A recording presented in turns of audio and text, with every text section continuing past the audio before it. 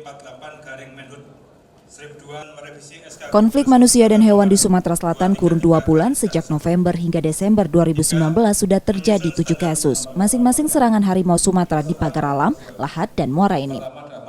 Pada kasus tersebut, 5 orang tewas dan 2 lainnya luka-luka. Di Sumsel, konflik serupa juga terjadi dengan satwa lain seperti gajah, beruang, dan buaya.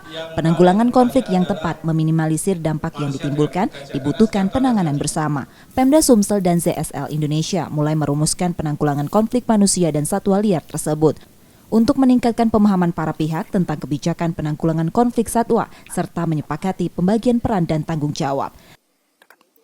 Seperti kita ketahui, dengan makin meningkatnya populasi, ruang gesekan antara satwa liar dengan manusia itu pasti akan makin sering terjadi. Jadi untuk mencegah apa yang kemungkinan besar akan terjadi, yaitu konflik itu, perlu diadakan diskusi ini atau lokakarya ini.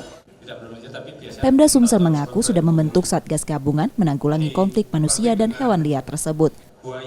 Nah, langkah yang pertama adalah bagaimana kita meningkatkan, memulihkan kepercayaan masyarakat bahwa suatu wilayah itu aman. Contoh pagar alam tadi, saya kira dampaknya terhadap pariwisata, dampaknya terhadap umat, keamanan, kenyamanan terhadap warga sendiri, apalagi pengunjung yang akan datang ke daerah itu. BKSDA mencatat masih ada 17 ekor harimau yang tersebar di sejumlah kabupaten kota di Sumsel. Dengan rusaknya hutan sebagai habitat harimau dan putusnya rantai makanan, konflik manusia dengan hewan liar masih dapat terjadi bila tak ditangani. Rizky Nurmizan, Kompas TV, Palembang.